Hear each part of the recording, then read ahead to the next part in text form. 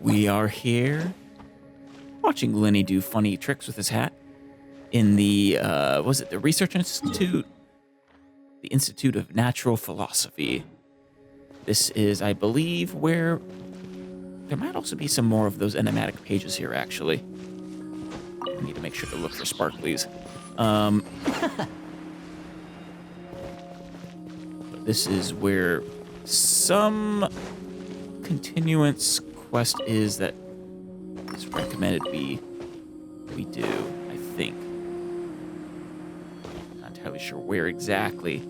I just know where we fought Ruin Greater. So I'll find it. Someone taking a picture of this. Seems down. Actually, there were things I didn't read when I first came here to avoid spoilers, I think. I might want to go back and read all of those. Yeah, it was in this room, I think. Ancient Log, yeah. That's the one I straight up remember not reading. Which I'm amazed I remember. No. That is quite long, but I imagine it's interesting and important. I know I just saw Jakob's name, so... I was assigned to the same lab. I was nervous at first, since everyone said that he was a child prodigy. Since the disaster, such people are even more precious. I thought that since he's a star of the Institute and was recommended by higher-ups, he'd be full of himself. But he's much better than I expected. He's just not special, not especially nice or anything. No obvious symptoms. I wonder if this is about Jakob that they're talking about, or if it's Jakob talking. I made a huge mistake and knocked over an ancient geometry machine, and took a lot of effort to bring back from the desert ruins. What was that? I was wondering about that machine down there in the water that's clearly from the desert. What's doing here in Fontaine? But when the machine came to life and messed everything up, Though he's a lot younger than me, he's really smart. I can't believe that's how he managed to tame this. Managed to tame the machine. Maybe taming isn't the right word. Maybe the other engineers will look down on me for using it. But it really did feel like taming. I know the current clockwork machines pretty well, so I can tell the huge technological gulf between the two. Yeah, the desert was ridiculously advanced. Ignoring structure, if we can't solve the power source problem, then it'll be difficult to make any meaningful progress. But I still have to be careful. I've never seen Elaine angry, and I don't want to find out what he looks like when he gets angry. A few minor symptoms have appeared. Took the day off. These are clearly distinct entries into a journal, or into a log, rather. Undated, but still. I can hardly believe it. Elaine came to visit me, and even brought his sister. Oh? Elaine brought his sister? And what could her name be? Petite Show? Or something like it, perhaps? And even brought his sister. She's cute and not afraid of strangers. I'm so happy. We discussed the idea of a thinking machine based on gems and tape circuits. I used the word disgust, but actually I just said things like, oh, or that's really amazing, or how will you do that? Whenever he paused, and didn't make any real contributions. He was really into it, though, and he behaved very differently than he usually does in the lab. His little sister's probably way smarter than me, a research assistant. I guess it isn't that boring when it flares up, but I want to return to the Institute to help as soon as I can. What is it that's flaring up? A disease? Could this be referring to, thing having to do with Jacob's transformation? I need to go back to the end. I think that was discussed in the enigmatic pages. When I go back there with the full, complete thing, I'll probably try to start from the beginning if I can. Just to, get the whole picture in order. The whole story, but that's probably a ways away. The additional machines got here. The previous ones are no longer usable since they were completely dismantled. But it did clear up a lot of things, at least according to him. Something about it being driven by the elements in the ley lines. But we can't recreate it with our current level of industrial precision and material science. I helped with compiling the report, but there's so much I couldn't understand. Apparently, lots of people are secretly unhappy that Elaine has more research resources than them. But if you ask me, everyone's smarter than me, and they should all get along. That way, we can make the world a better place. His sister said that some of their friends are joining the Institute. I'm looking forward to meeting them. No obvious symptoms. Keeps talking about symptoms. I can't remember if the reason Jacob made that transformation was to combat a disease or something. I don't think it was. Join the lab as new partners. But now I'm even more confused by their conversations. Why is it I can understand every word on its own, but once they string them all together, I can't make heads or tails of it? Jacob is really the only one even close to being on the same level as me. I feel ashamed just writing that. As an adult looking for reassurance from a child as young as Jacob. Oh.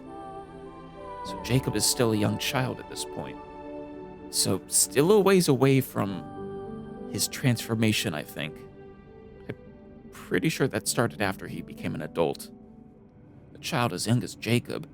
I feel like I've lost all the self-respect an adult should have. Based on their research on prime energy machinery, it seems like they decided to adopt this name. Elaine and Reen are thinking about trying to use characteristics of Osha and Numa to construct a new kinetic core. A few minor symptoms. Uh-oh. I may have made a contribution.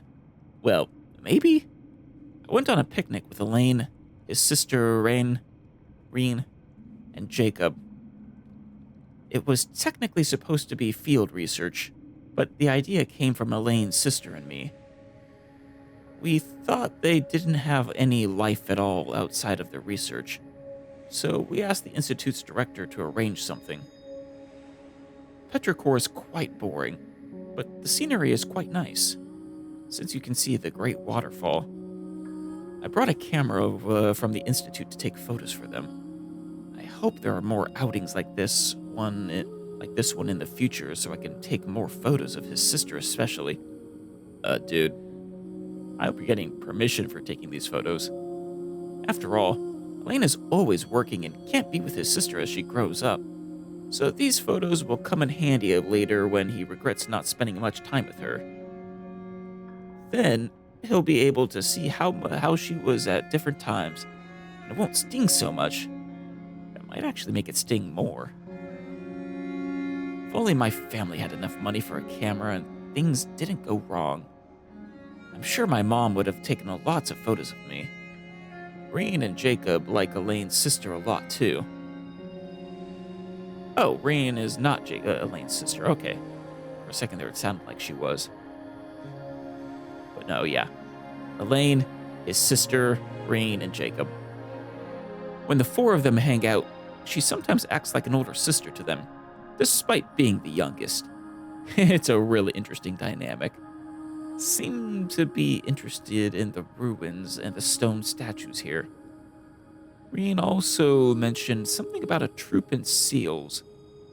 Even though we went out there to have a bit of fun for once, they were still thinking about research. No obvious symptoms. Okay, so Symptoms are gone again, good. Whatever they're symptoms of. Took the day off. Elaine's sister came to see me with Jacob. Elaine and Reen couldn't make it because their experiment is at a critical stage. They didn't have to tell me any of that, though. After all, my limited abilities, that I was able to help at all is already fulfilling. Don't sell yourself short, whoever you are. I heard that Elaine and the Institute's director came to see me, separately, while I was unconscious. I feel bad that they came all this way for nothing. I wasn't even awake. Still taking time off, but I hope to go back and help them again soon. I found out that they were graduates from the Narza Institute. And that made me really happy. They talked about the director and the vice director, one of whom is an Oceanid, as well as their adventures. It made me feel like a kid again. The only detail that didn't make sense was the cake the vice director made, because it felt like punishment when we had it. Did it taste like water? After the disaster, I lost contact with pretty much all of my friends. I'm so happy that they were able to find each other again. I wonder how my friends are doing. They're probably trying to rebuild the Narza Institute. Next time, I'll go check it out. I have to imagine this one was significantly after this previous one. Talked about the thinking machine again. I had an idea about making a thinking camera so that it would take photos of those precious to him while he's busy. He thought it was kind of pointless, but that it had security and surveillance applications. Well, is it pointless or does it have applications? They did it! The light bulb came on. I was the metaphorical or the literal one? I was lucky to have recovered in time to witness this historical moment. It's quite a pity, but I hope Reen and Jacob will make the breakthroughs of their own in their own research topics. I also hope they get better assistance than me. No clear symptoms. Took the day off. There were several visits while I was unconscious. It's a shame. All I could do is read the letters they left behind. Jacob left me a note, inviting me to his and Reen's lab. There's something they want to talk to me about. I hope I can get out of bed soon. Oof. So yeah, this person has some sort of illness. Very debilitating one at that. Anne brought flowers for me. Anne! But they had already wilted by the time I woke up. Took the day off. Now, is that Marianne, the Oceanid we met? Or was there a separate Anne? I forget. Besides our new Anne, the tiny Oceanid, of course. I was able to get out of bed today. This is where I first met Elaine. For a time afterwards, my first time standing here, I documented the experimental procedures and phenomena based on his oral descriptions. He was trying to start up the machinery below in an ill-fitting lab coat. Reen and Jacob later entered through that door, and Elaine would temporarily forget to act the young genius, and rush towards them like an energetic kid. I found myself witness to the first successful controlled annihilation reaction. Controlled annihilation reaction. The brilliant light cast a deep, dark shadow, and I believe history was made in that moment. Can someone like me, so excited I knocked over the ink bottle, play a role in such a historic event? Behind the locked door on the other side is Reen and Jacob's lab. It seems access was limited due to the dangerous nature of their research. They're destined to become towering figures in history. Yeah, something like that. I guess Elaine moved to another lab. Based on his plan, once the energy problem was solved, he would study kinematics. I'll go greet him later. I wonder how Anne is doing now. I wonder what kind of beautiful woman she will grow up to be. I'll stop writing here.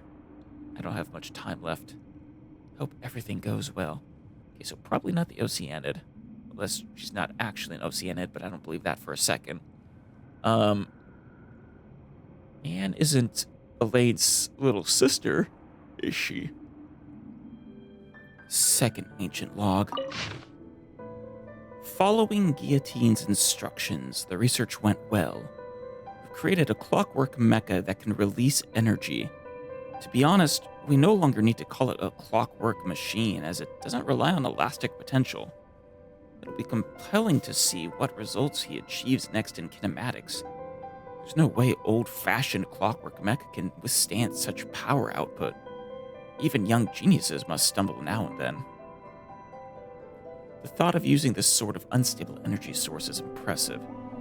Though we have long observed these unique energies in Fontaine's atmosphere, water, and organisms, it has always been regarded as a latent threat, rather than a potential resource. Well, be careful there. Might have been good reason, and you did say it's unstable.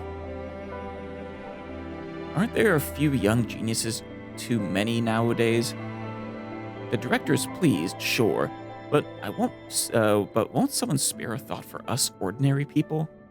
I mean, not all of us are as simple-minded as Sherbius. Wonder if that was who the first author was.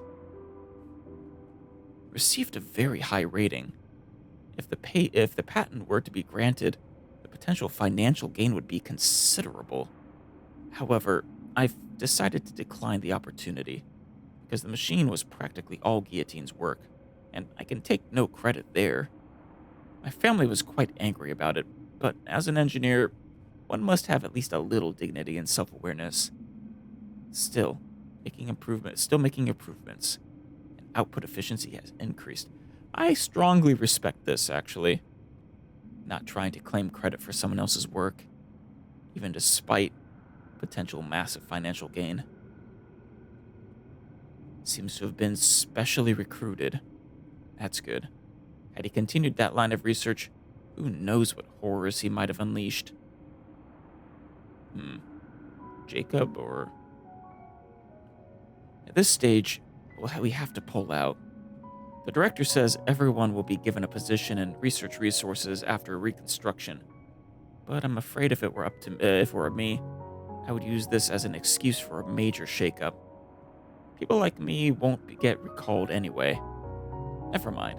I've been pretty happy these past few days. I guess I'll consider it my retirement.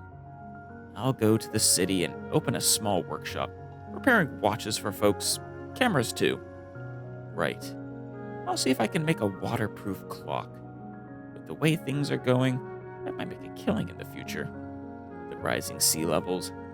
Yeah, because this place didn't used to be underwater. I think this research, I forget if we had a good grasp on the date of when Jacob was born, but I think it's been at least a few hundred years. Ancient investigative report. There are suspicions of some sort of association or group activity among the leaders, with the so-called master involved. Okay, this is starting to sound more like once Jacob started becoming more like what we know him today. Whilst they are very vigilant towards external investigations, there's currently no evidence of aggression or any invasive nature, so the case is not being pursued through official investigative channels. Objective remains unclear, and further investigation is required. There is reason to suspect that the Institute may be the hub of these activities. Yeah. Ancient natural history excerpts. There's also that one down there that I want to get. Ooh, Oceanids are beautiful creatures nurtured by the land of Fontaine. According to legend, the gentle Aegeria shed the first tear, from which the first Oceanid was born. I wonder who that was. Maybe a sea dragon of some sort? Some say that Aegeria felt great sympathy for dragons. Well, maybe not. Maybe the first Archon? No, probably older than that. I feel like Oceanids probably predate the Archon War after all. Nigeria felt great sympathy for dragons, and others say she felt great sadness over the eventual fate of humanity.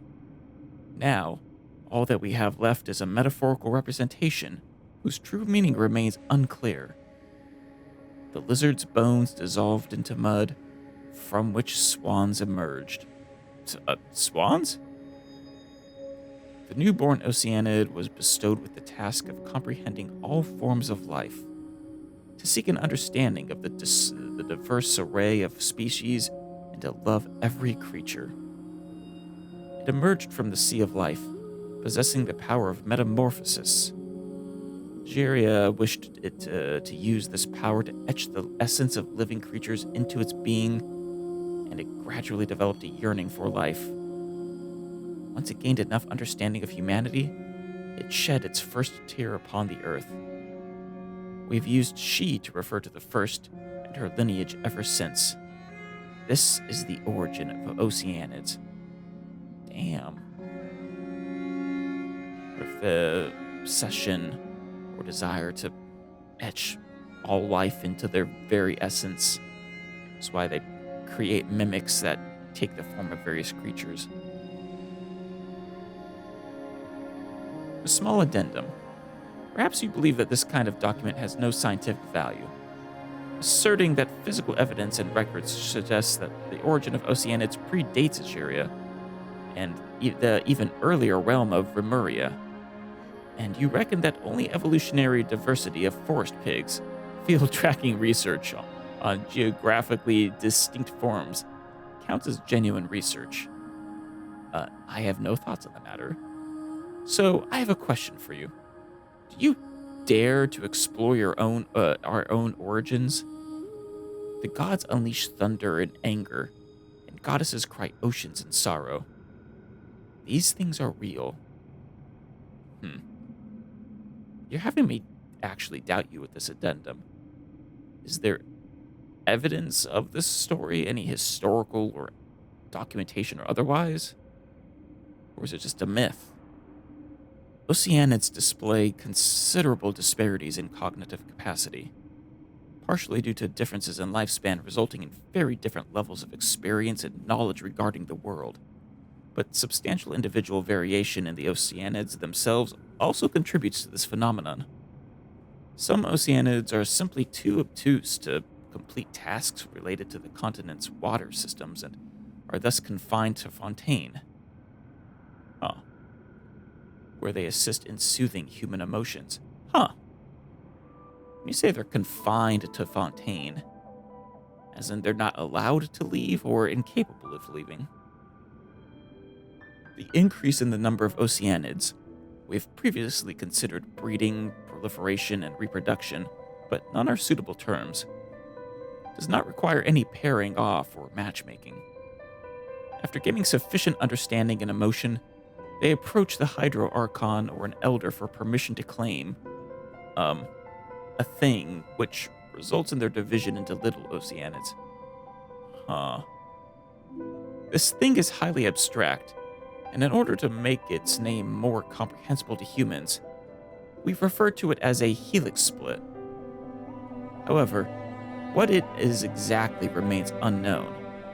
Some believe it could be a drop of pure water essence, nurtured by the emotions and intelligence of the parent, eventually giving rise to life. Others speculate that it might be a single sound, a name, possibly even a forbidden utterance, capable of stirring the cycle of elemental forces and drawing on the desire that doesn't exist with the pure water bodies of Oceanids, allowing new life to be attracted into the world. Still, others propose that it serves as a permit, granting permission for the dreams and desires within Oceanids to be bestowed with a new name. Much like the names of childhood dreams throughout the ages. However, this is a story between Oceanids, and humans have no hope to know it. Maybe so. The propagation of all Oceanids needs to be officially registered. If something were to happen to Egeria, No disrespect intended. May she keep some blessings for herself. The Oceanid elders will also ensure the continuation of their species. But in the event of a more calamitous occurrence, what will happen to the Oceanids? Maybe this is the first Hydro Archon. I'm pretty sure it's been stated that Farina is not, in fact, the original. Alright, let's read this one now. Oh! Well, alright then. Take it this was the quest I was looking for. Oh! Oh, Anne! Seymour!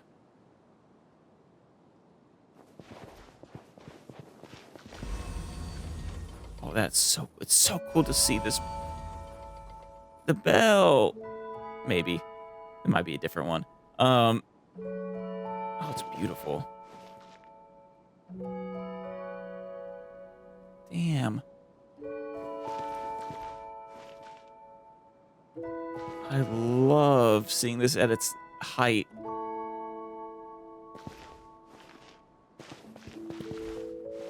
This institute was gorgeous. Oh, Anne is here. Our Anne. Whoa, what is this place? Paimon's dizzy from the whole thing, from that whole getting sucked into the book thing. It's actually happened to us a surprising number of times at this point, Paimon. I remember this place. Oh, no, wait, that's Anne. I remember this place. I know it. This is the Narza-Senkru's Ordo. Oh. Sure does feel like we've been transported to all sorts of strange places under weird circumstances after meeting Anne, huh? Oh, sorry, that was Paimon. Sorry, Paimon. It's okay. We love strange places. Oh, it's fine. Paimon's not blaming you. She just thinks, that Fontaine really is a magical place. It is. Still, this is the Narza-Senkru's Ordo. Sounds like an organization that people from the kingdom would set up in a different country. I guess? The method of entry was pretty interesting too, huh? It was just like that picture book in Anapausis. We read and read, and then we ended up somewhere else. True. That makes this place something like a secret base, doesn't it? We don't even know where it really is, either. Are you feeling more calm now, Anne? Yes, much better. Thank you, Knight Alice. That's good. Or should I drop that title? It was all fake, after all. No, that title was legit. Don't say that, Anne. But, on the contrary, your story has only just begun. Alice is right, you know. We've still got a whole bunch of adventures waiting up ahead for us. Ahem. And how shall we proceed in peace of mind without a reliable knight at hand? Oh, lovely maiden. You're getting tired, Paimon. No, I love it. Come on. Paimon was just trying to encourage Anne. No, it's beautiful. You're quite the knight yourself, Paimon. You're positive, and you've got a good heart. It makes me happy, truly. Oh, come on. Why are you getting so serious all of a sudden? You're just less powerful than Knight Alice, that's all. I mean, that's true. Humph. Everyone's got things they're good at. Alice has got a good brain and sword arm, and Paimon... a powerful eater, has powerfully white hair, is a powerful giver of nicknames. All three of those are great. Let's start with, I love these two the most. Is a powerful giver of nicknames? Yep, that's Paimon, a gifted speaker indeed. But that aside, didn't you say that the Narza-Senkru's Ordo has deep links with the past, and that's why we came in the first place? Yes, however, my head's still a complete mess. That's true. Paimon knows. Let's put what we've learned, what we've discovered together real quick. Then when we were exploring the Anapausis. Oh boy. Paimon's head's a mess too. Any ideas, Alice? Let's talk to Seymour. Let's discuss Anne. Right. I was been thinking about that too. Marianne said that your birth was a beautiful accident. What does that mean? It means she didn't intend to create life? Though we were just reading about how Oceanids can, well, birth new Oceanids. So maybe it was through that. Whatever that method is. I think it might simply be that my birth was a coincidence. Just as she said, I am someone she dreamed of. The form she took in the dream. Right. The things we experienced together were also part of the tale in the dream. If it hadn't been for you, that dream might never have ended. Or perhaps it might have ended, and I might have disappeared with the happily ever after. I can't be sure. That would have been sad. That's true. Not that Paimon gets it. This means that Marianne is also an Oceanid. Oh yeah, that was obvious from her design. That specific shade of blue hair has been universally indicative of Oceanids up till now in a human form. And Anne was created from Marianne.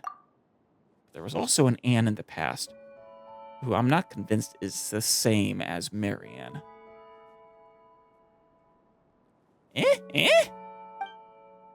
That's what I believe as well.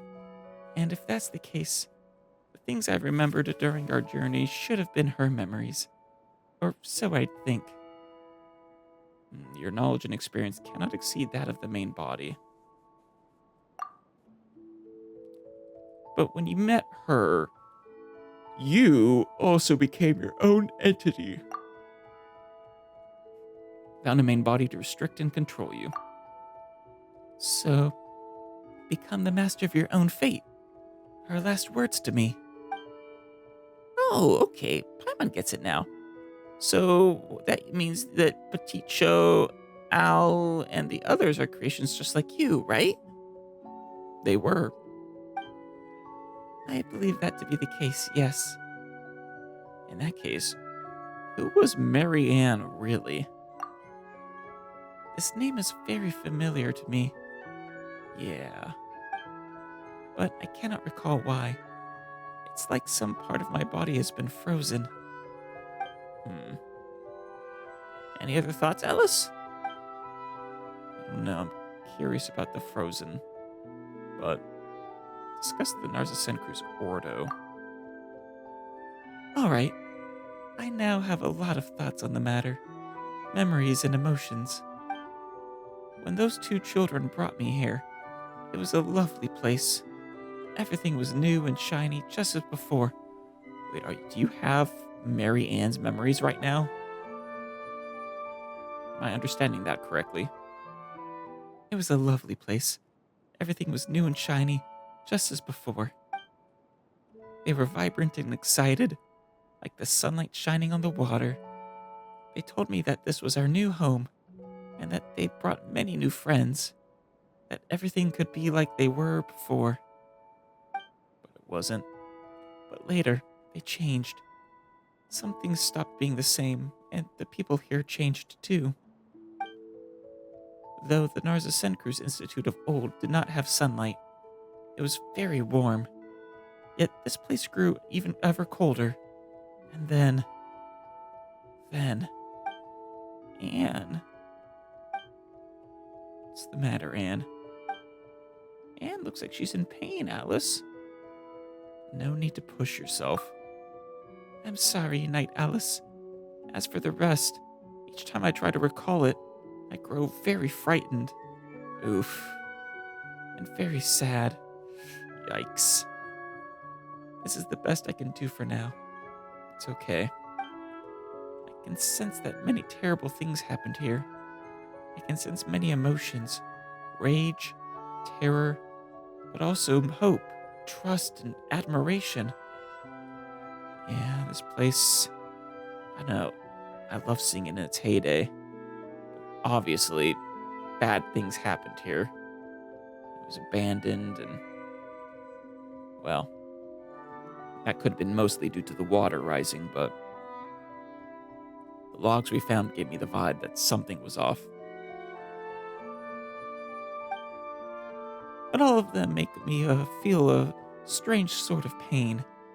Like there are all sorts of shards of it or impurities embedded in my body. I don't want to. I can't. All right. Leave that aside first. There's no need to force it. The more you try to force yourself to remember, the less you'll be able to remember. Ooh, that could be true. Trying to remember to force a memory so often just chases it away further. Any other thoughts, Alice? Let's discuss Princess Lyris. I suspect that she was only ever a character in a story. In that tale, we needed to save her and defeat the fell dragon Narcissus. That was my original purpose, wish. All stories must have their origin. Yeah, and that origin could be someone's fantasy, their mind. Speaking of that, Anne, we've heard you mention a place called the Narcissus Institute before. Wasn't that the other one that we came from where we met Anne? So if we go with Alice's logic, the Narcissus Kingdom and Adventure Team might have their story's origin in the Institute and the Ordo, right? Yeah, that is possible. It feels like we got our hands on some new clues, but then again, not.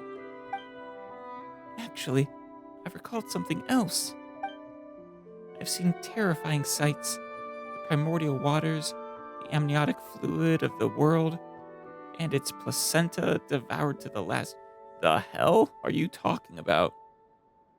The world fell into utter darkness. Never again would the cool spring water flow. Or wait. Let's take a stock of these commas. The primordial waters, which are the amniotic fluid of the world, and its placenta, were devoured to the last. That would make more sense. Rather than it being a list. But if that were the case, they really should have removed this comma here, I think. Or used an M dash.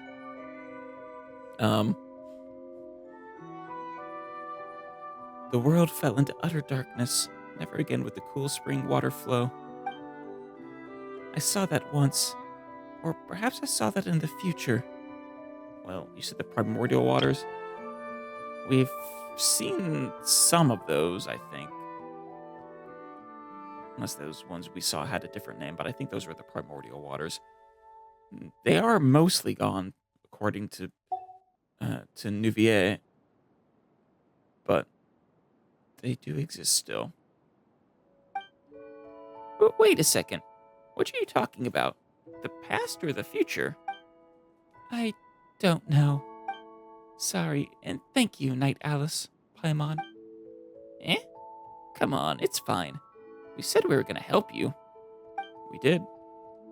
No, I truly am happy that the two of you are the first two friends I met since I became me. For that, you have my thanks. Pleased to have met you too, Anne. Truly. Yeah, why are the two of you being so formal? Isn't becoming friends something that just, happens? When you called out to us and asked for our help, Anne, that was the moment Paimon thought, That's right, you're our friend, and we've got to help you. That might be a little early, Paimon. We were acquaintances at that point, but friendship comes later. Sniff. Thank you so much, Paimon. Don't be like that, Anne. If you really want to thank us, then keep your chin up and keep those spirits high. Yes, you're exactly right, Paimon. Besides, I have your help. I shouldn't waste it by standing still. I must recall more and tell you all about it. Not that you have to push yourself too hard to recall the past. It's fine. Just as Marianne dreamed of a past tale, and the tale gave birth to me, I will also rest. In dreams, I might be able to recall more things. Perhaps there might be lovely things there, too. If I do recall some, you'll be the first to know, Night Alice, Paimon. Got it. All right, then. Good night, Anne. Indeed. Good night. Good night. The sun's blaring.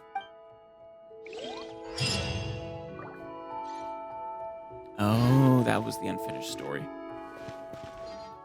This was the one with Seymour. The final question. Seymour. So are you, like an old version of Seymour, since this seems to be in the past, or are you our Seymour who read the book and came here? You did go off. Right, Seymour was the name of our dog. Said we would meet up again, right?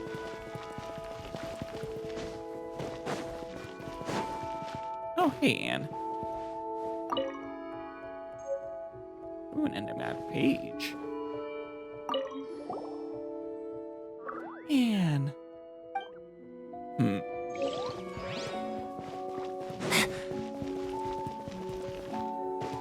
Chest? So this is the Narcissus Cruz Ordo.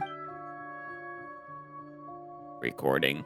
This location and data regarding it have been recorded in my storage unit. Oh, there you are. Didn't see you.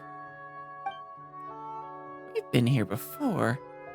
The Mary Ann you're looking for probably isn't here. No, we just found her, Paimon. Put two and two together. Maybe we could take him to see her somehow. Even though, well, I think her status as alive is questionable. But we might still find some clues that we didn't before. Do you remember anything useful upon arriving here, Seymour? I feel like, considering we just did that we just met Marianne and now we're pretending we don't know who that is. Either we assume it's a different Marianne, or this was supposed to take place before that. Negative. The newly recorded information is pending further analysis and organization. No effective conclusion possible at present. Huh? Then, are we gonna have to wait for a long time until... Affirmative. Record space collation starting. Total time required, unknown. Interactive functions will cease temporarily while this is ongoing. Wait, hold on a second first. Roger. Interrupting space. Collation process. What instructions, Miss Alice, Miss Paimon? Come to think of it, we don't know a lot about you either, Seymour. True. All we know is that your master isn't Mamere, but is someone named Marianne. Interesting that... I mean, the Marianne we met is an Oceanid. I would have never thought an Oceanid, though, was capable of building such amazing clockwork mecha, though. It's not really a skill I associate with Oceanids. I guess there's nothing stopping them from learning about it, from becoming an amazing engineer. Affirmative. Miss Marianne is my master. According to my standard deduction module, the odds of finding clues as to her whereabouts here are high. We know. We know. You said that before, too. But it felt like there were some more basic questions we hadn't answered yet. Now seems like a good time, right? If you could tell us a bit more about yourself and Marianne, we might be able to better help you. Maybe. Of course, kind miss. So, Alice, what would you like to ask? Ooh. Well, tell us about yourself, Seymour. I am Prototype 4 Alpha Charlie Victor 07, designed by to accompany and protect my master, Miss Marianne. Okay, you weren't designed by Marianne. You were designed to protect Marianne. Okay. But did Jacob... Did he say you were designed by Marianne, or... No, he just said you failed to protect her. Paimon didn't get a word of that.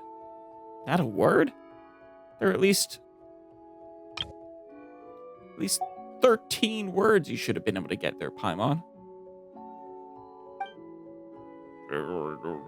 Is my creator. Not allowed to say, huh? I'm equipped with the most advanced optics, memory storage unit, logic unit, and various functional modules from the Fontaine Institute of Natural Philosophy. That was clear as mud, but it sure sounds impressive. Must be a block. For whatever reason, whoever made him doesn't want people to know.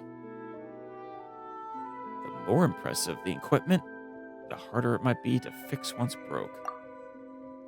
Note, regular record space collation can decrease the frequency of such issues effectively. Are you basically saying we need to defragment you regularly? So, basically, before you've done your collation thing, there's stuff that you can't tell us even if you knew, right? Affirmative. More precisely. Grasped. Information regarding can be extracted using This allows me to keep a log of Miss Marianne's daily life and also act as an agent's assistant. Of course.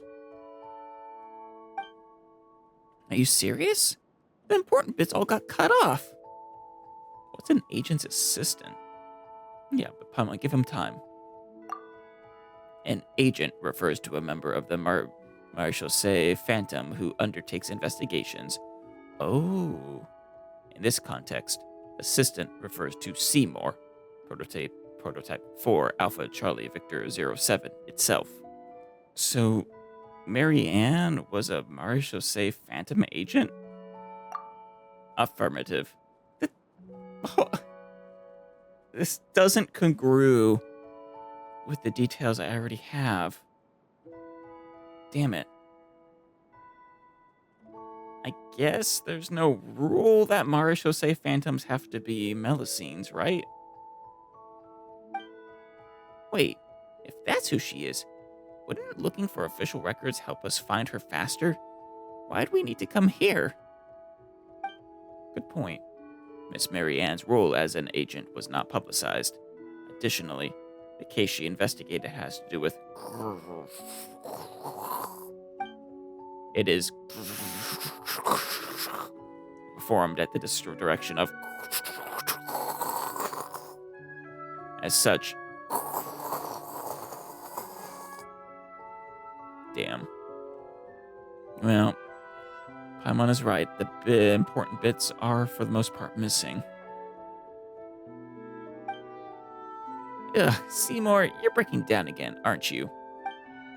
Note, regular record space allocation can decrease the frequency of such issues effectively. Let's just ask a different question, shall we? You're the one who didn't want to let Seymour go through said record space collation before we asked questions. Any other questions? Yeah? 2 more. Tell me about the Narzacen Cruz Ordo. Can we really find clues about Marianne's whereabouts here? You've never been here before, right? So why do you think we'll find clues here? My latest records indicate that the last records before meeting Miss Mamere were those of myself executing a specific process. The process was the capture of fugitive elements from the Narza Cruz Ordo. Right, we did read a little bit about some organization that they were investigating within the Institute. Ms. Marianne was also executing this process. As her companion and guard, I followed her and into Elinas. There, we encountered members of the Narza Cruz Ordo, including Jakob Ingold, a core member of said Ordo. Right. So he was a member, and Marianne was pursuing him. Affirmative. Well, guess there really was some relation there, then. Yeah, we should have captured Jakob and questioned him. You know, I think the Marianne we met did have quotations around her name, didn't she?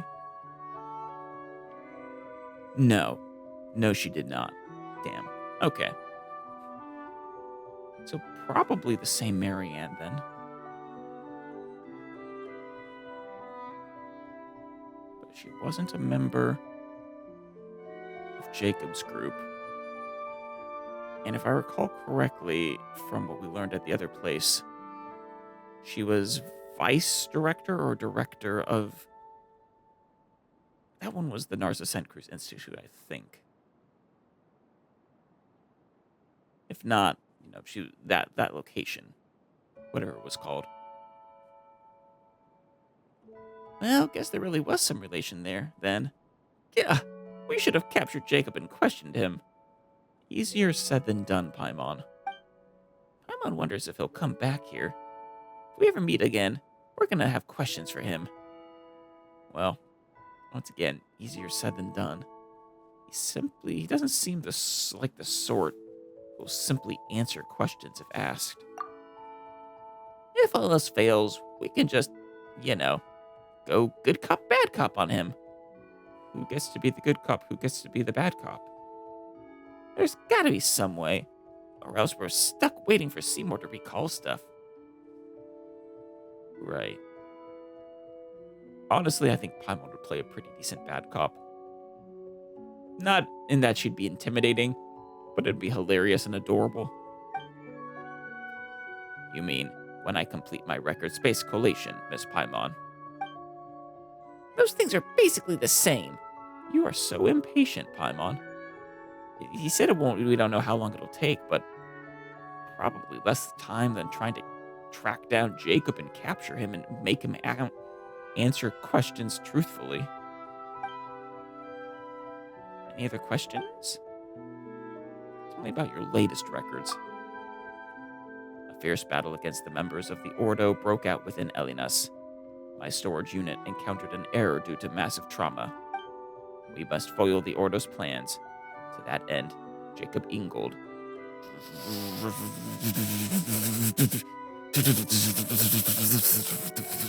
must be stopped. Due to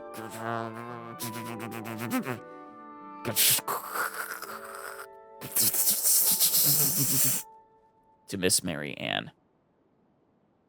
You'd best take a break. Your words are most considerate.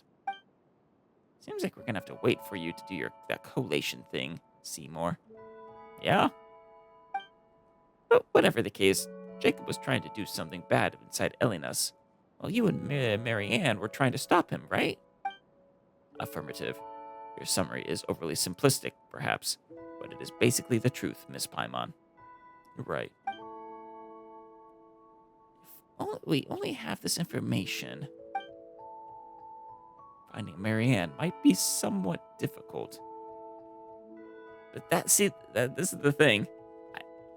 I have to assume either the Marianne we met isn't the right Marianne, or we were supposed to do this before that, even though it was presented to us in a different order. And that we haven't officially, canonically met that Marianne as of this moment. Doesn't seem like we've got other options beyond waiting for you to do that record collation of yours, Seymour. Affirmative. My calculations indicate that this is the approach with the highest success rate. But it'll take a lot of time, won't it? If you wish, I can estimate the amount of time required. Processing time required. Unknown. This is unknown. How long it'll take to know. How long it'll take. Yeah, no need for this estimation stuff then. Well, I'm almost done asking Seymour questions for now. But boy, has she still got some for you, Alice. You promised you'd explain, didn't you? What? Did I? I didn't stash any snacks away without your knowledge. That's not what Paimon's asking. Are you sure? But there's no one to disturb us now, and Seymour's, well, a related party, right? No time like the present, then. Oh, wait, are you talking about my communications within... was the god's name Elinas? I think so. Yeah, talking about my communications with them. You tell Paimon and Seymour about the conversation you previously had with Elinas. Huh. So that's a thing that happened. It is. Paimon thought you'd gotten sick or something when you started saying all that weird stuff. Well, it's good to know that you're fine. Of course. By the way, Seymour, leaving you here to perform your record collation wouldn't be a problem, would it? Ah. Hi, Anne. Good of you to pop in. Huh? Anne, you're awake? Oh, good morning, Paimon. Night, Alice. Have you met our trusty steed? Oh, yes. Let Paimon introduce you. This is Anne, an Oceanidan friend of ours. Anne, this is... But damn it, Anne, you've just made this more complicated. This canonically takes place after we've met you, and therefore Marianne. So why don't we remember? What am I missing? Have we just not put two and two together? Or maybe it really is a different Marianne. Oh, yes, let Paimon introduce you. This is Anne, an Oceanidan friend of ours. Anne, this is... I know. You're the silly dog, Seymour. Oh, yes. Huh? I lack the relevant data. I do not believe we have had the honor of meeting Oceanid Anne. I've never met you before either, but I was sure of it the moment I saw you. You must be Seymour. Aw, because you have some of Marianne's memories. What's going on here? This must be... No, I don't know either. I feel strange. Note. Regular record space collation can decrease the frequency of such issues effectively. I don't think that'll work for her. Anyways, let's bring you up to speed. Shed a little light on the matter so far. So, Seymour is searching for Marianne. No wonder that name felt familiar.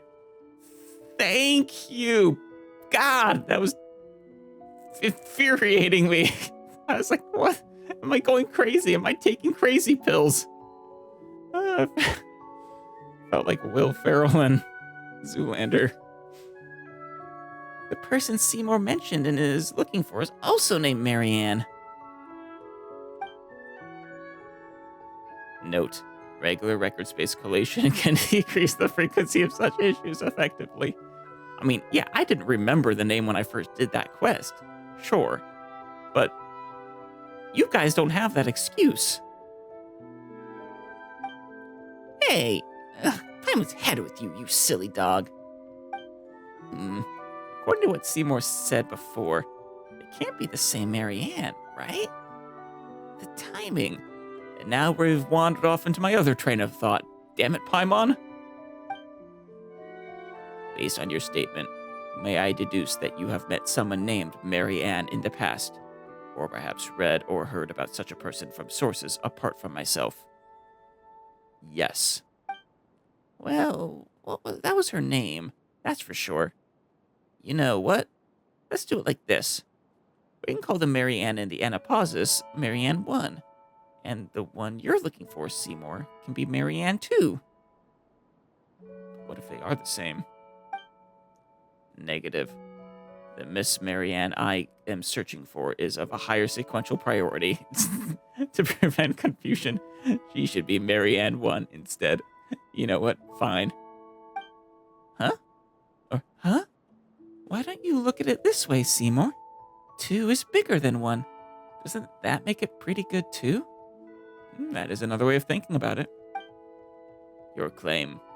Sorting data fragments. Damn it, we gotta stop this.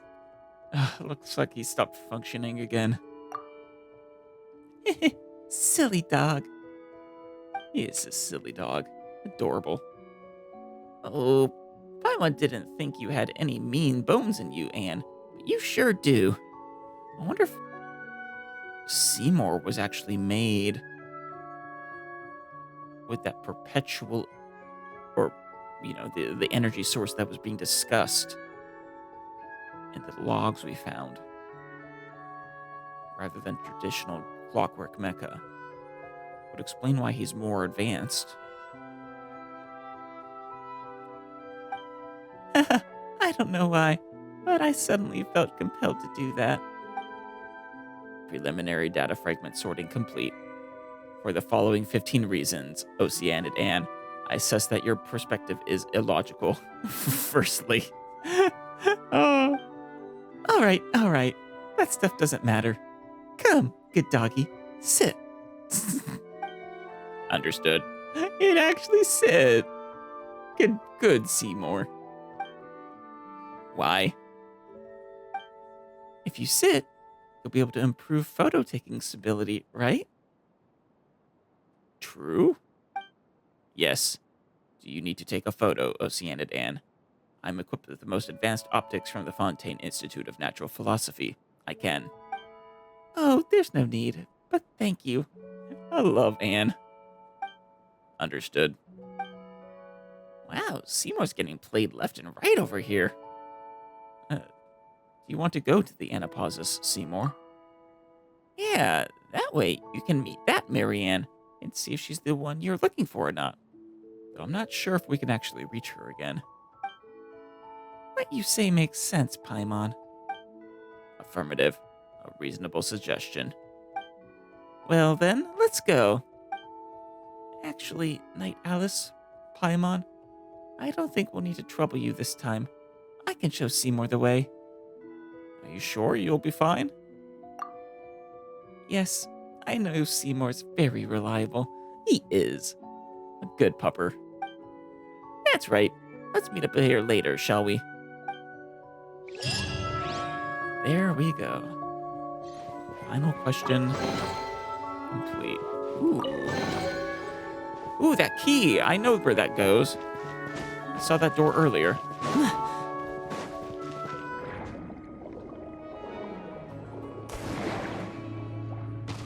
I love doing that.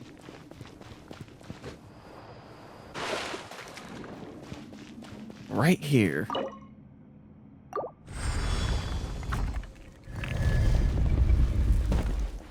What do we have in here? More pages, more logs, another quest.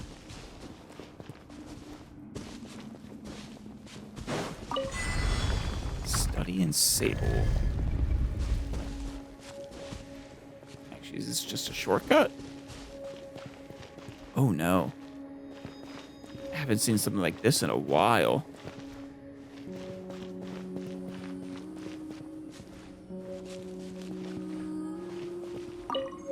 Ooh, there's an map page.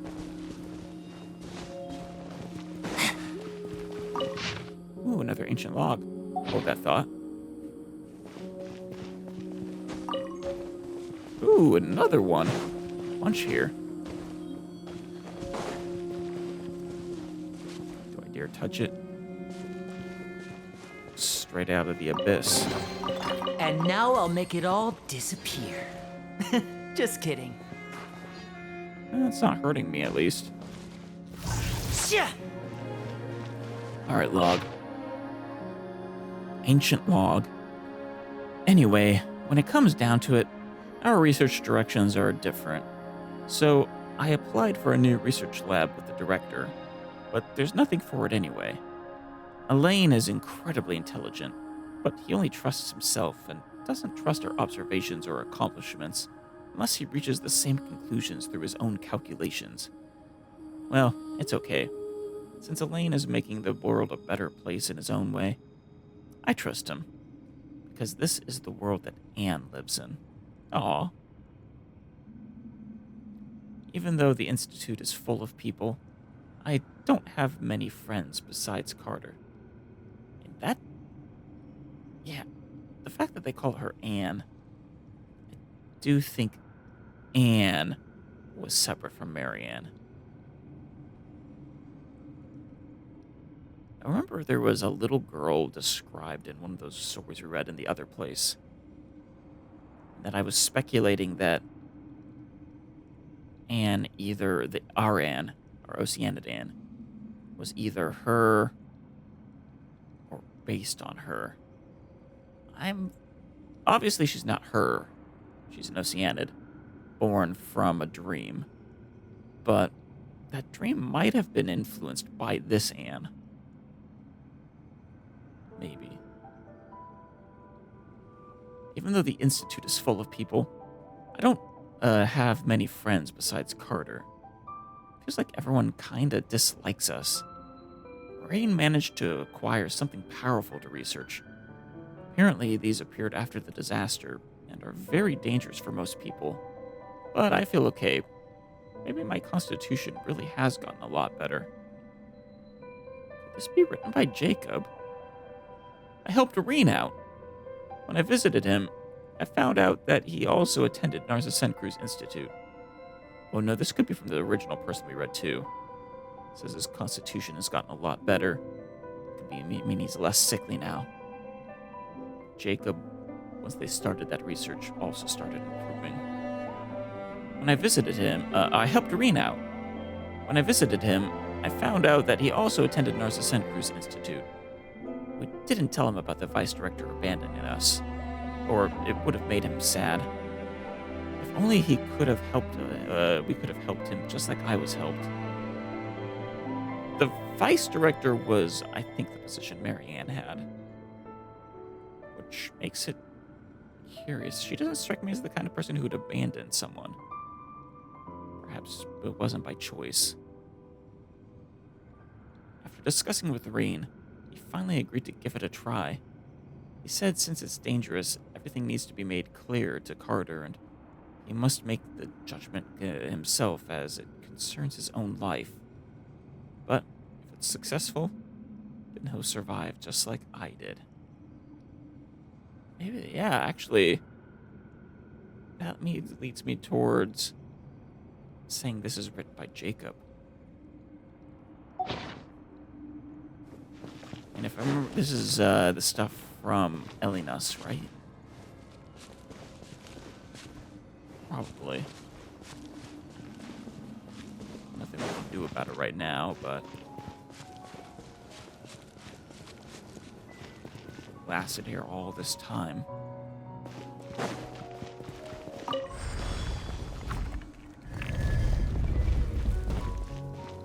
All right. Well, with that, we will call our time in the Institute of Natural Philosophy complete for the moment. All right, we are looking for Mr. Earnshaw. Or on a field of a flowery field of grass. Is that you?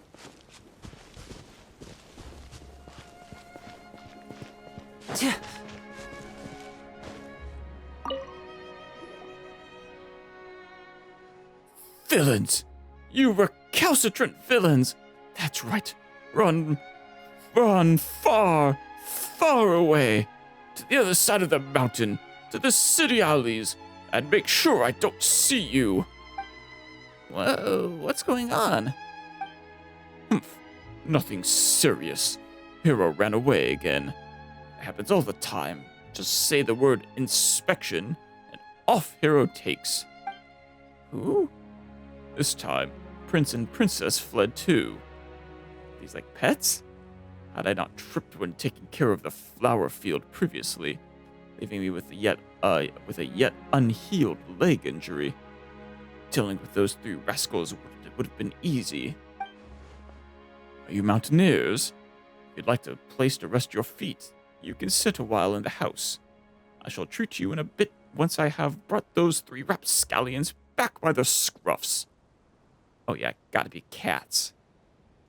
Yes, and we vowed to conquer every high peak in Teyvat. I mean, I really have, kind of. I see tall things and I just gotta climb them. Wait, we vowed that? Paimon definitely wasn't consulted. It's not like you have to climb, Paimon. Well, let's introduce ourselves all the same. Paimon's Paimon, and she's Alice. We're adventurers. If you're looking for people, there's no one more experienced than us. If your legs aren't feeling too good, leave the searching to us. Paimon, don't volunteer us for things we don't know what they are. Or what the reward is. Adventurers? Then why don't you wear those green uniforms? Fair point. Not all adventurers do, just most. Not everyone has to wear that outfit. Or rather, we're such experienced adventurers that we can just wear whatever we want. I see. I suppose that the service of seasoned adventurers should also come with the requisite payment. I thank you for recognizing that. Yeah, that's Mr. Earnshaw good. All right then, good children. Call me Earnshaw. I would be most grateful for your help. If you're looking for hero, prince, and princess, those don't sound like normal names. Are these nicknames for kids? They're dogs. Oh, dogs. That makes sense too. Huh? Or huh? Really? They sound like rather kiddie names. So? My daughter named them. If it was not for her raising hue and cry, I would not have raised such delicate creatures. When they were still pups, they were quite silly and rather cute, but they quickly grew into disobedient little rascals. Try to control them a little, and they resist and they flee.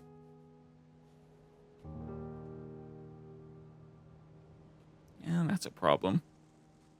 Is it because they don't want to be here, though? Because I don't support imprisoning dogs against their will.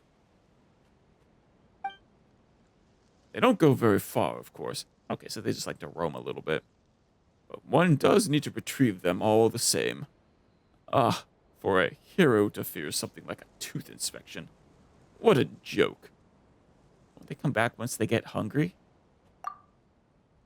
Or they might awaken the wild spirit in their blood, return to the mountain forests, become apex predators. That'd be a pretty cool story, wouldn't it? I mean, perhaps, but we're not looking for a cool story, Paimon. We're looking to calm him down. No. Rules must remain rules. If we let them off once, they will do this a second and third time. And once they get used to doing ill, they will not change for the better easily. But did you say they do this all the time? Hasn't it already been the second and the third? But they're just little doggies, aren't they? Do we really have to be so strict with them? Well, they do have a bad example to follow. That silly daughter of mine left home several years ago and hasn't returned. Well, if they had done exactly as she had, that would have saved me some time. Oh?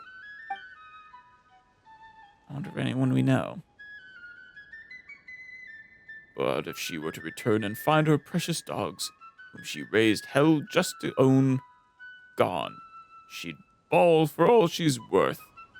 Even though this is all her fault anyway. Sounds like we walked into a family issue. Alright then. So we just need to bring them back home, right? Yes. Forests are dangerous. They get even more so at night. Those dogs do not know how delicate they are. Even if they do not love it, they are safer in here. Heroes run off to the north. For an old dog to still be so playful. Seriously. It also likes pausing to forage for food along the path. Don't go easy on it. It'll get in real trouble if it eats something bad. It refuses to leave. Harden your heart and take the food it got from Archon knows where away. No, I couldn't. Oh, so I guess that's why he's telling me to harden my heart. That should give it the signal that it's time to go home. The other two haven't gone far. They're just mucking about in the flower garden. Just tell them to get back here, and that should do. Well, this sounds simple. Just leave it to us. You just wait here, Earnshaw. We'll be right back. Careful about the flowers, by the way. Don't tread on them. Gotcha. We will. Don't tread on the flowers, right? Well, never mind Paimon, but Alice is pretty agile, too.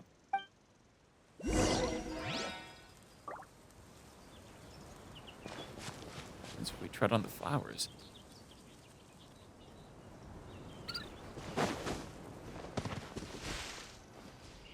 Earnshaw brings you out of the garden. Don't ruin the flowers. Sorry. We didn't do it on purpose. Paimon.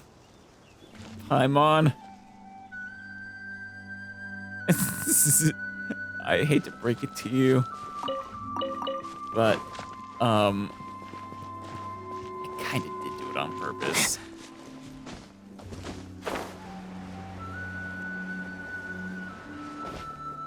Oh, that's complicated, though. How do you miss the flowers? Hi, princess.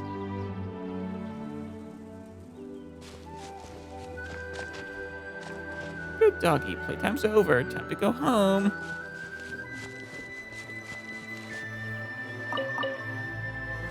Oh, there's the other one.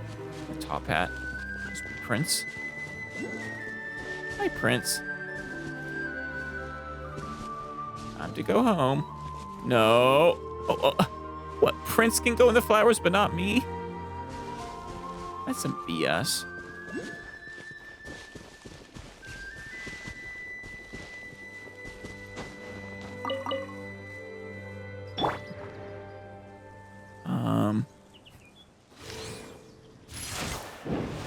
Here we go. Shoot. Oh! Get out of there.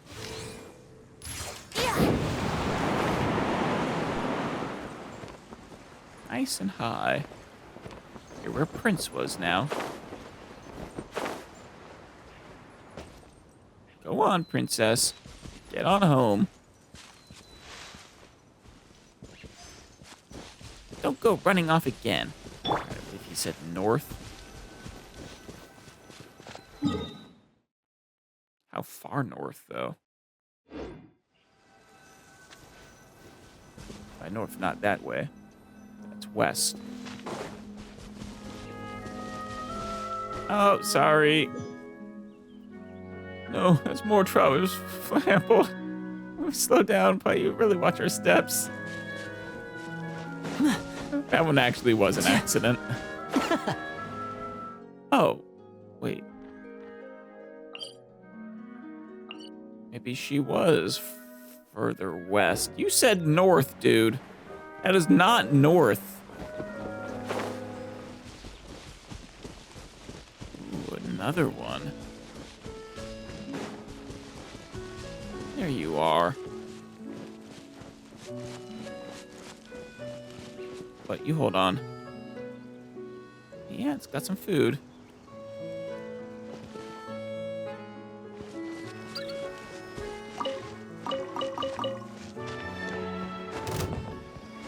Ooh. Who's after us?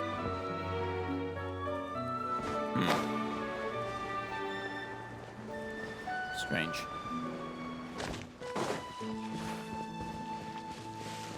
All right, hero. Suspicious fowl.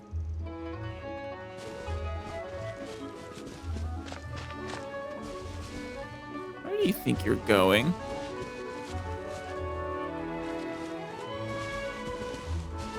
Go on home, hero.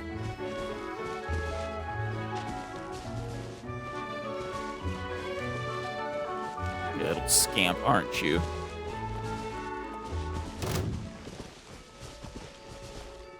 Animo slimes, Step really? right up.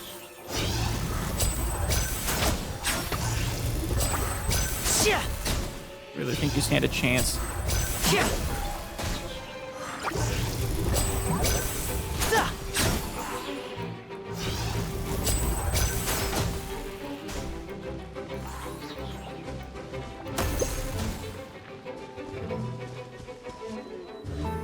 Butterfly.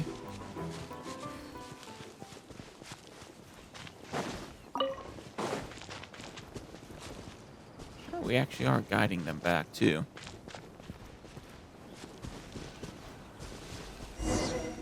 Nice, now we all got home. Let's go look for Earnshaw. He's right over here.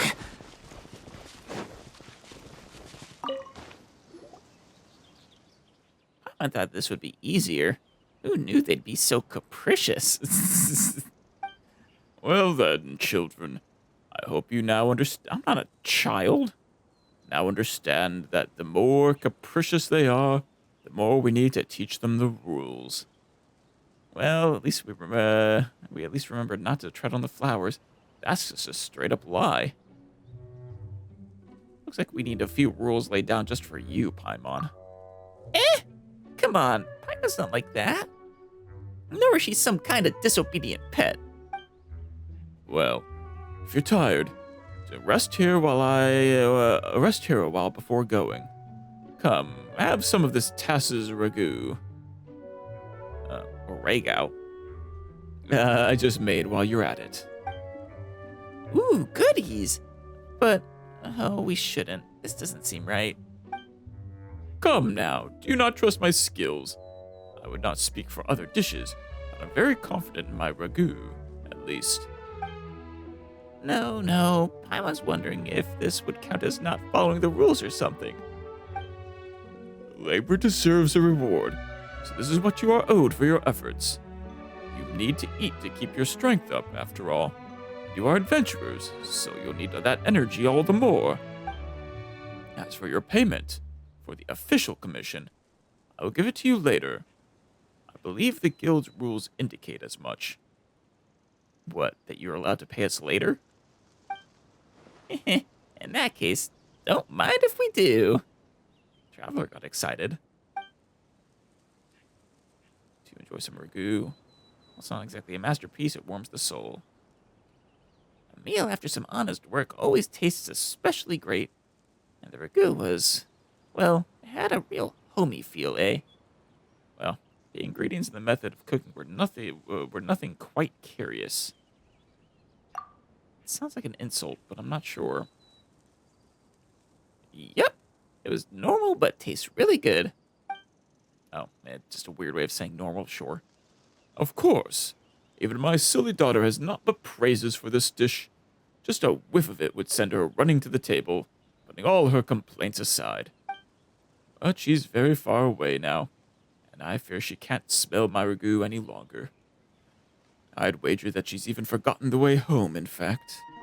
That's sad. You know, Earnshaw, if you don't mind telling us what she looks like, we could find her for you. We're good at that, remember?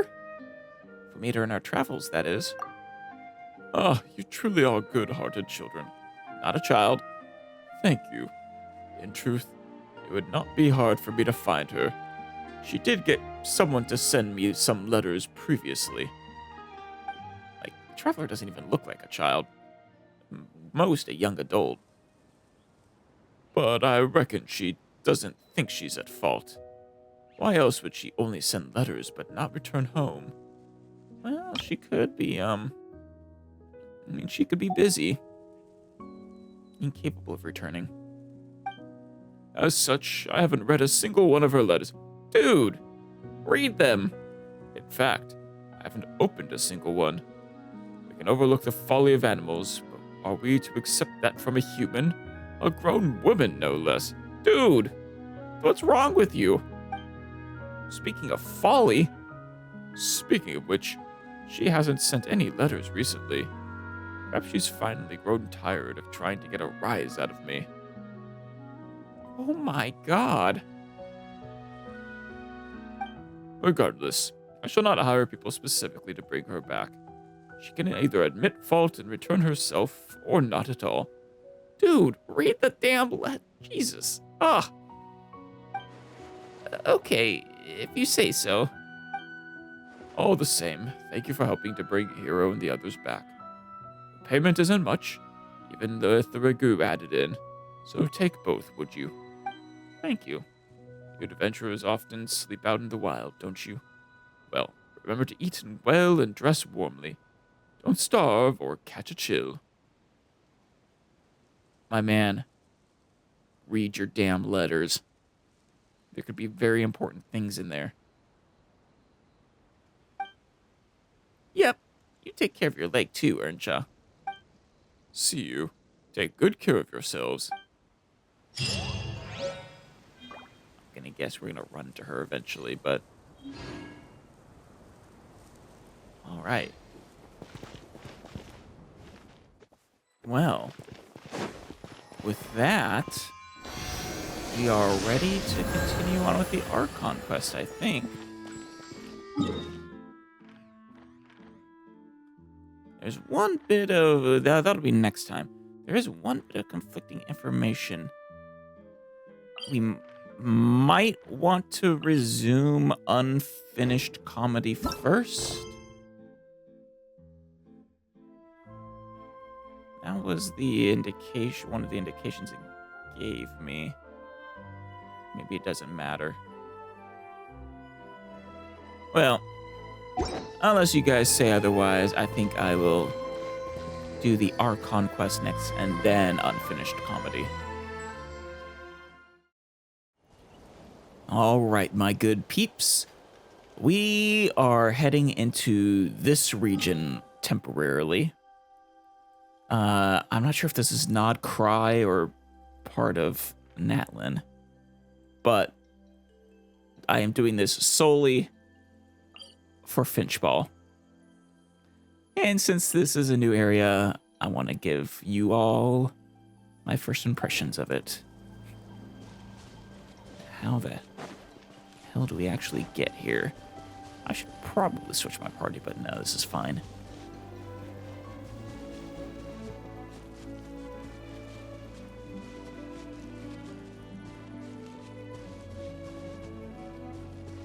Yoink. There we go. I should probably navigate. Oh, wait, can I actually teleport there? Outspan? No, let's walk.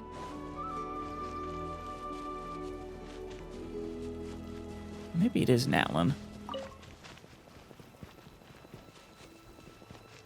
What in the world is that?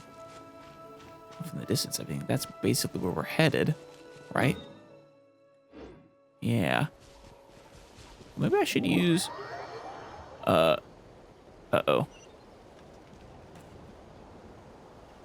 That triggered a quest.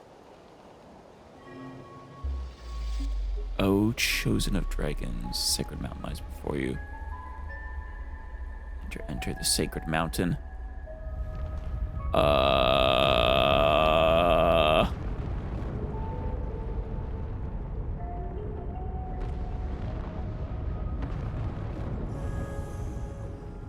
Ominous. I really wish you wouldn't trigger that automatically.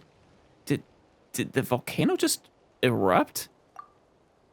No, it's been super duper quiet. Did you see it erupt? Alice, Littlefoot, what's up? What's with those faces? You look like a pair of detectives from a light novel who've suddenly realized the truth about the killer. The true identity of the cake murderer is Paimon. Roar! Darn it, how did you know? Thanks for playing along.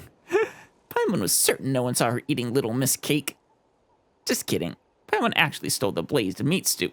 Paimon. So you... Wait. What did you just see? Explain what we saw. So you saw some weird words again. And some strange images. Yeah, the downside to this is that I don't imagine that'll come back when I actually get to this point. You said you saw some strange words before. Paimon didn't see anything, so she can't be sure, but might they have some been written in by the same person? I think that's the case, yes. I did see these before, didn't I? When I think I went to that, was there a dragon or something? Sort of to the northwest of here? But this time you also saw a giant section of ruins and the abyss. And some sacred mountain. Don't the Natlanese call that volcano the sacred mountain? Could it be that what you saw was something to do with the volcano? Paimon can't shake the feeling that the person who united us with Littlefoot really wants us to go there. Maybe that's where we'll find the answers to Littlefoot's origins. We might even meet his family. Rawr! Anyway, Paimon thinks we should keep an ear out for information about the volcano. Come to think of it, one of the 6 tribes of Natlan, the Collective of Plenty, lives beside it, don't they? Maybe we can ask them for help. Maybe we can put a pin in that. Oh, let's get the viewpoint. Nice. But yeah, curses. Hopefully nothing else triggers. Why do they have to put Finchball here instead of in Mondstadt where it belongs?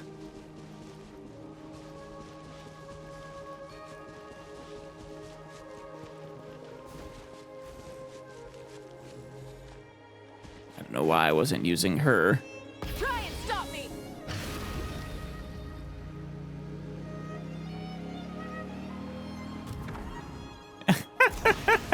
Was that intended to be used as a ramp for her bike? If so, fantastic. Rev the engines! Sure, why not?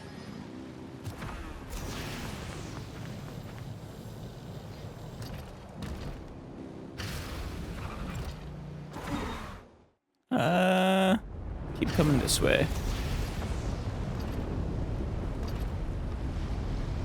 Full throttle!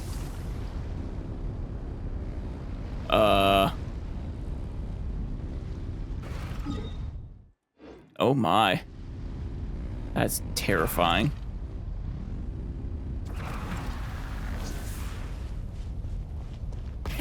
Rev the engines! Oh my god. Mountain's blowing up. Almost there.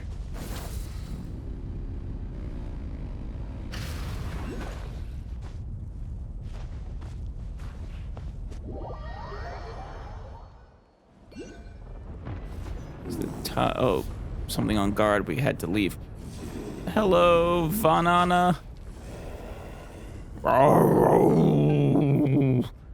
Seems like the orchard's private property.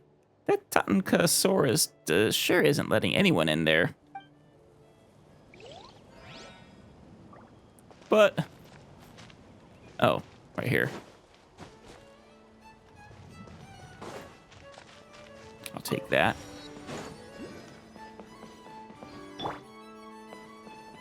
Basima the Fifth, because of you, I had to... well, I had to trigger things I didn't want to trigger. I do appreciate that you have an actual giant finch here, though. This time, that is absolutely worth it. Finches are just the cutest, aren't they? Chirp, chirp, coo, coo, chirp, chirp, chirp. What's going on here? Are you sending some kind of secret message? Sort of. This is a technique I use to communicate with the cute little finches. Oh, I seem to have forgotten to say hello to you folks. And the all-important opening line. Kind travelers passing through. I, Basima V, a Myrta researcher, rising mercantile star, an expert on adorable animals, offer my heartfelt greetings. Please, relax thy body, clear thy mind, and listen closely, for I have a matter of utmost importance to share with you. Aren't finches just the cutest? Finches are the cutest? Yes. You're absolutely correct. Congratulations. Looks like the finch's cuteness got to you too. You were even jumping to answer right away. Well, this is the third time, right? They are adorable, though. This is odd. I was not sure why, but when she saw the game on the table, this line just popped into her head. Does this feel familiar to you too, Alice? We've met, we can start the Finches are the cutest thing now if you want. You got it. And even if you can't remember the past right now, that's fine. What matters is that you enjoy the present. I do remember the past. I think we actually met you in the storybook world, or maybe not. We met you on one of the big old giant events for the first time. I think it was not the storybook world, I think the bottle world. Anyway, would you like to try this game? This is version 17 from the 3rd generation of Bing Bang Finchball. Absolutely. As you unwind and enjoy the game, you'll also get to hear wonderful stories of how the little finch, alongside the much, much bigger ancient scarlet plume finch, triumphed over the goals. Damn goals. Sounds awesome. We've always been huge fans of relaxing games. Yes, we have. Game start! Game start! Alright, I hope you find the way of playing that suits you best and enjoy a one-of-a-kind experience. Has it changed at all? Oh, this one's more like pinball. You use the flippers to rebound bouncing fitch balls and strike objects on the field, thereby gaining points. Yeah. Huh. Okay, this one is brand new. Gotta try that out. Now that you've played Bing Bang Finchball, have you not? No, I have not yet. The cute Finch family is a new member. The ancient scarlet plume finch. Pretty amazing, right? Another round. Looks like you're enjoying that little finches hopping around too. Of course. They're adorable. The goal's sudden attack. During the annual Popcorn Festival in Atsupan. Uh-oh.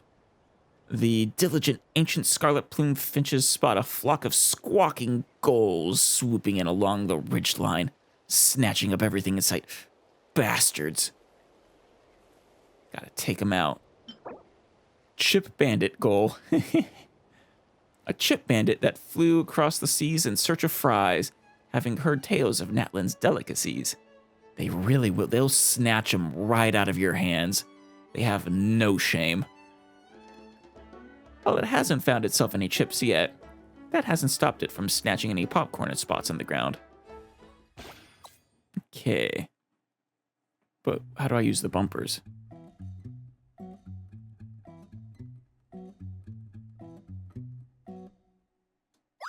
Ah.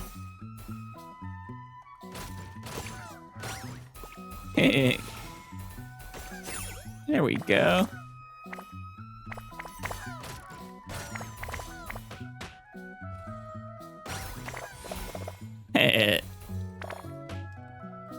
At least this version of pinball doesn't have the side bump paths that can cause the ball to fall down. Those ones are annoying.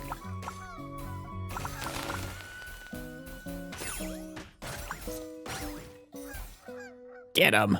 Get those damn goals. You were too big to fall through.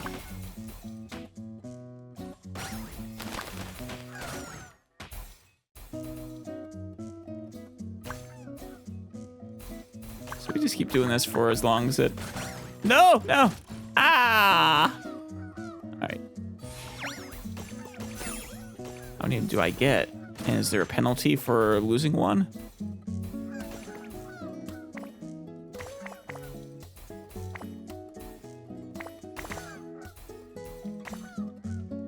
Actually, I guess I could have ended it now.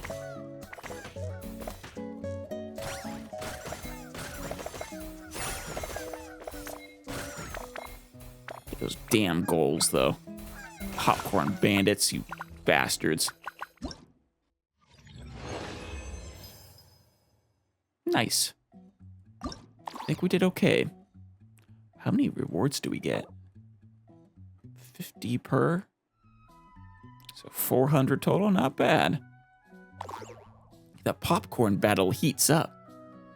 The ancient scarlet plumed finches are fighting back bravely, but the ghouls suddenly call their cheeky old habits from Fontaine a recall. The harder people try to chase them off, the bolder they become for the fries in their hands. Curses, you bastards. All right, let's,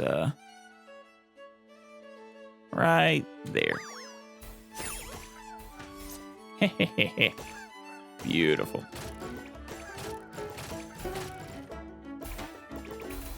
I'd love to do multi-ball.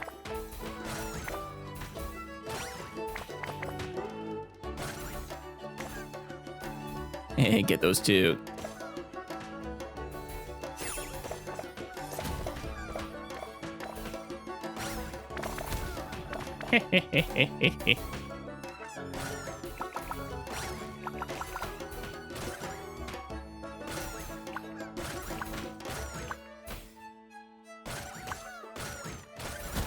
Ooh, nice.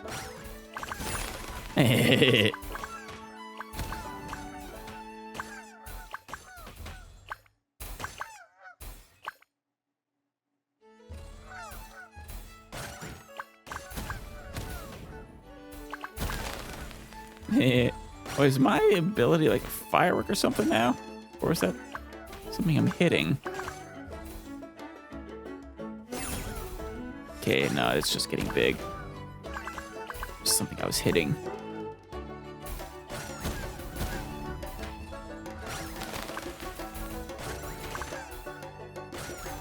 Oh, we've made it. Should I call it?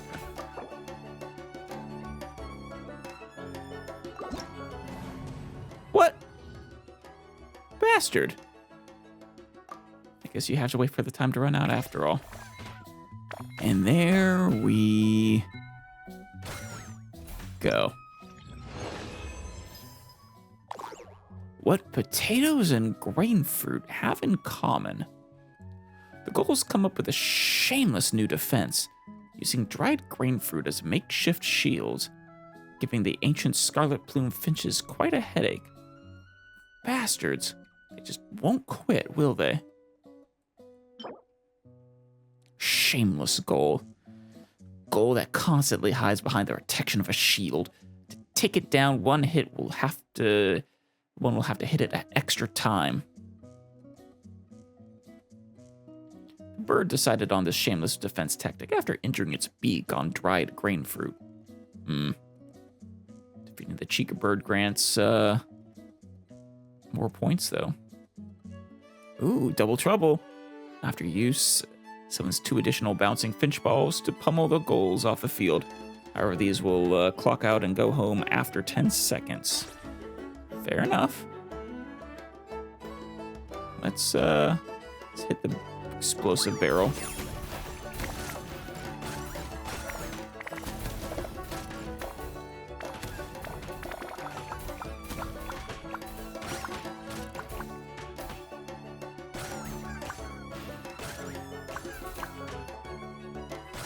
Go get him. Haha. Let any of them fall.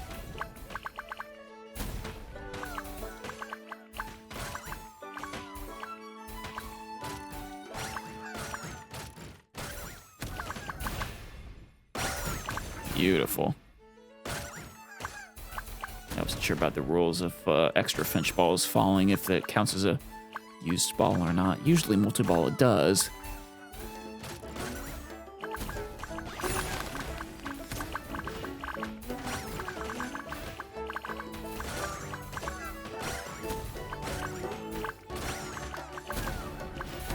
This is causing havoc.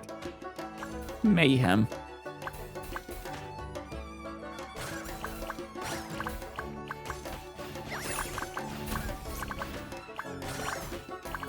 They bounce off each other.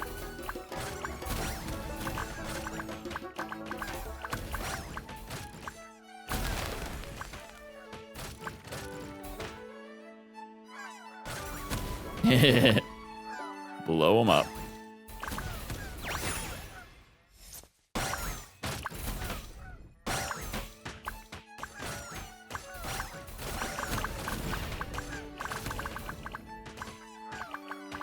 We've definitely met our quota. Come on, one more. I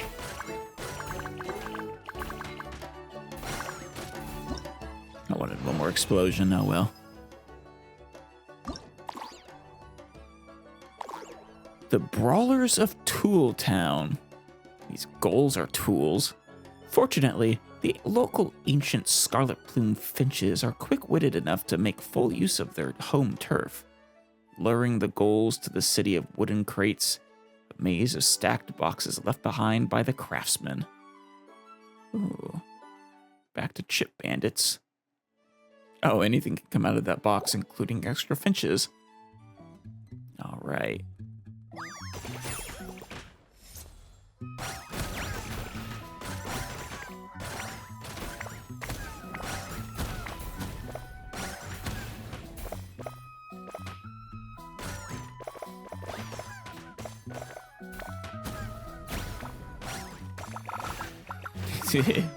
As long as you just keep bouncing them, this is not especially complicated.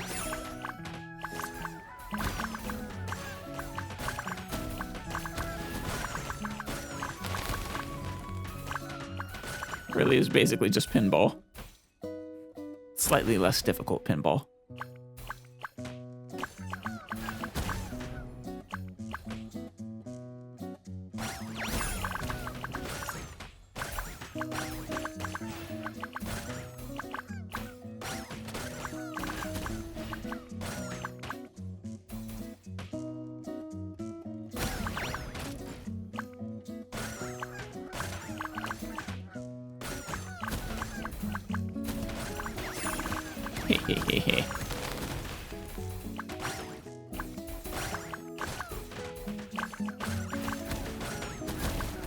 Nice, blow him up. Ah, lost it. Been a while.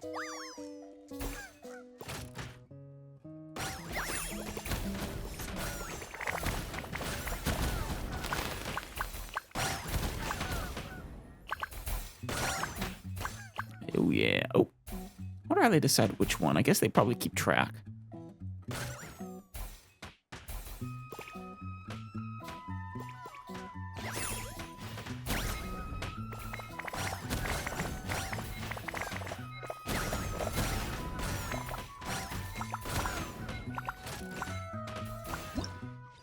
During the multi-ball, if you lose the original, it counts, and just the other ones that don't. Fiery reinforcements from the volcano. Uh-oh, flaming goals. The goals have gone way too far this time. Even the great volcano of Tulin can't stand by and watch any longer. It sends forth its fiery aid to the ancient scarlet plumed finches. A blazing gesture of friendship. Oh. The volcano's on our side. Fantastic. The shameless goals and the chagrined bandit goal. A rather bad-tempered goal that lost its mind after failing to snatch any popcorn. That would put me in a bad mood. It even seems to be turning on its own kind. Defeating it will dispel the shields of all shameless goals. Defeating this Chica bird grants 60 points. Beautiful. All right. Let's do this.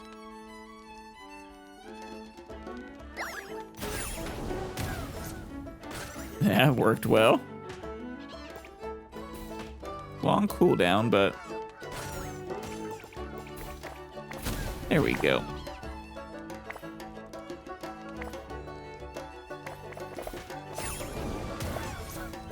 Probably a waste. Oh, double points. Hell yeah.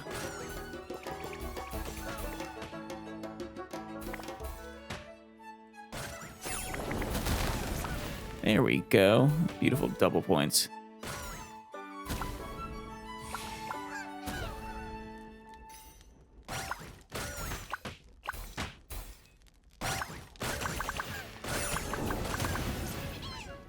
Oh, they're over.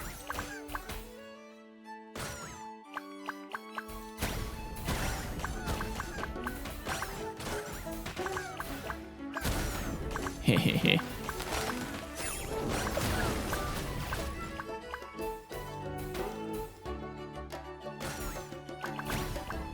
Beautiful. Yeah, get them all.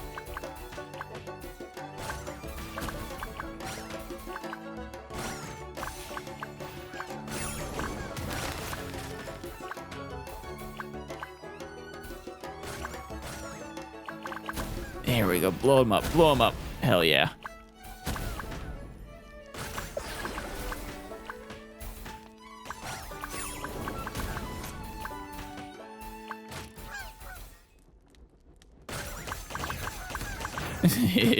When it bounces inside, use their shields against them.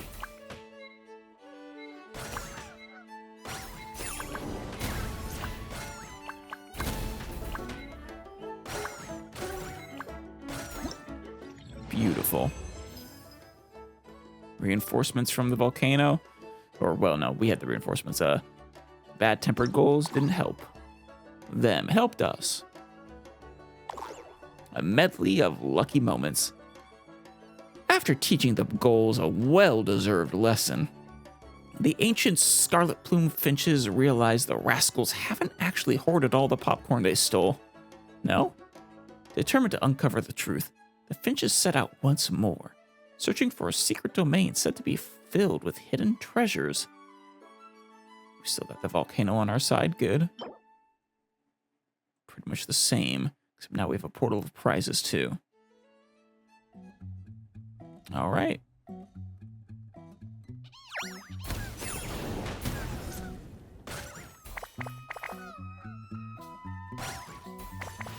Go into that portal. Ooh. So many.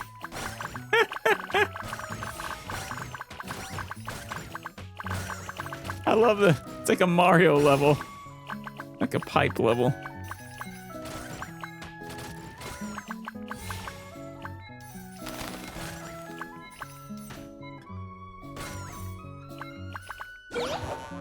Bye-bye. Hello. So many finches. No, my finches. I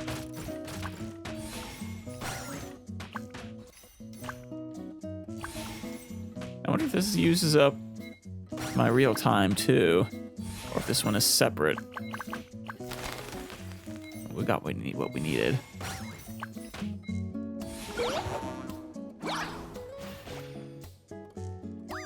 Okay, there's a limited number of those.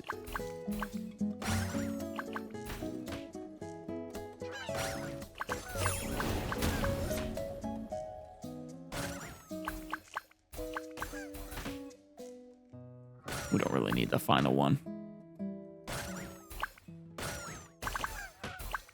But if we get into it accidentally, that's fine.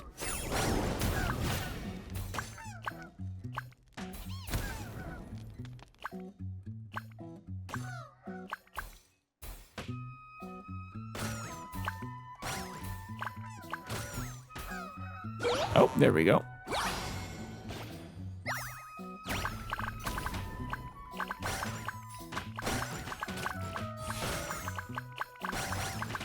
I just accidentally forced them under.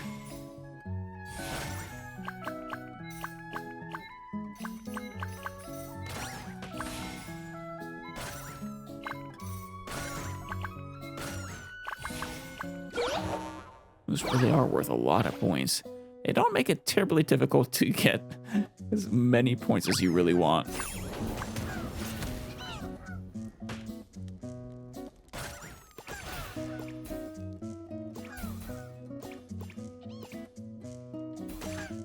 Why would they want to prevent you from destroying as many goals as possible? The bastards have it coming.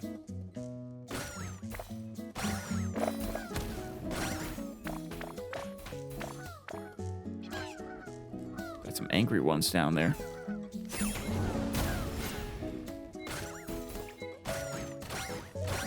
Oh, there we go.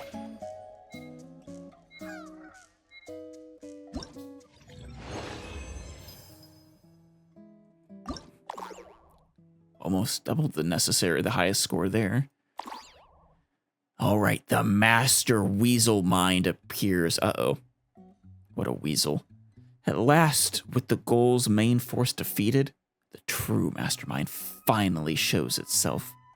The gluttonous furnace shell mountain weasel. It conspires with the outsider goals, scheming to seize every last kernel of delicious popcorn. Unforgivable. Oh, we got both. Glutton mountain weasel. Though just as obsessed with popcorn as the goals, this sly mountain weasel couldn't bear the indignity of failure. So, it shrewdly trained the goals to deliver the popcorn to it as tribute instead. Casts a technique when hit. Every hit landed on this creature grants 50 points right. I've got the shameless and the chips. Ooh. You do not look like a weasel, you know that?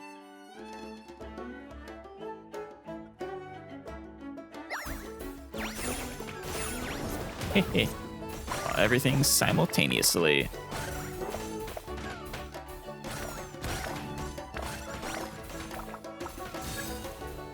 Almost broken. Greg, get it, get it, get it.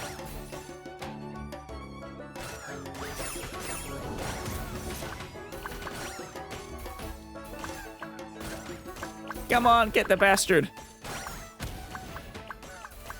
Take it out.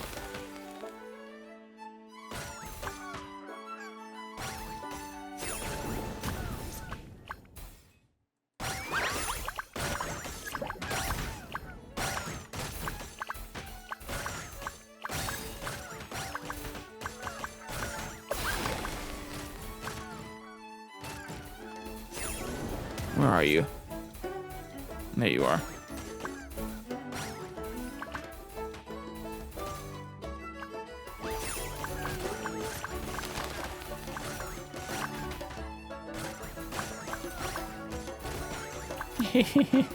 A lot of them to keep track of. Okay, we've already hit 10,000. I don't think we can actually take it out permanently.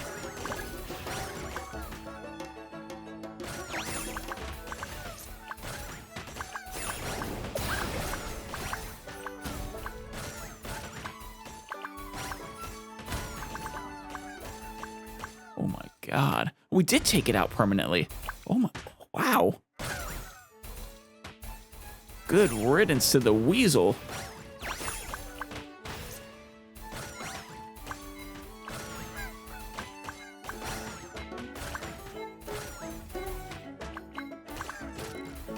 Thus, our adventure is over. Finches remain the cutest. There's one more stage, but I think that's a... Oh! Reliable Finches winning streak. After defeating the troublemakers, make sure to tie them up tight and send them off to Battle Goat and Iron Claw, so the coaches can teach them a proper lesson. Of course. Why not? All right. We got a big one now. Goodbye, multiple Finches. Oh, now he's going down. Right.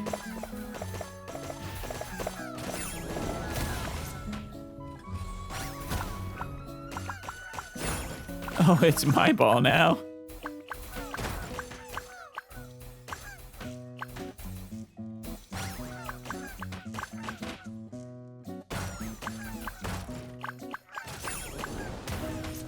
No!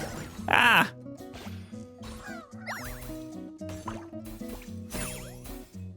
I lost the ball, so to speak. Literally and figuratively. There we go. Let's try that again. Now there's two of them.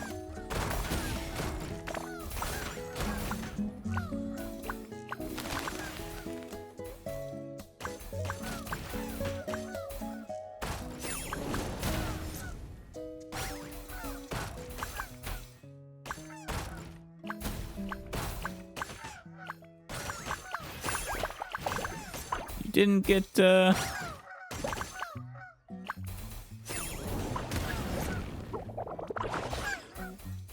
forget what exactly I need to do with you things.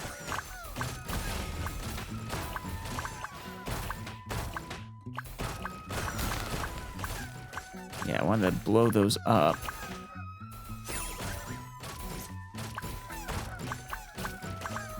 Right? What happened to this first one, though? I might not make it to the very end. Oh, no. This is unheard of.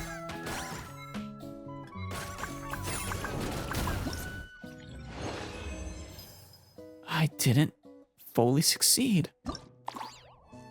Oh, they need to hit flame granites. Okay. Like that.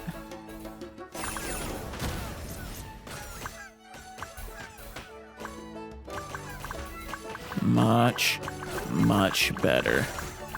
No!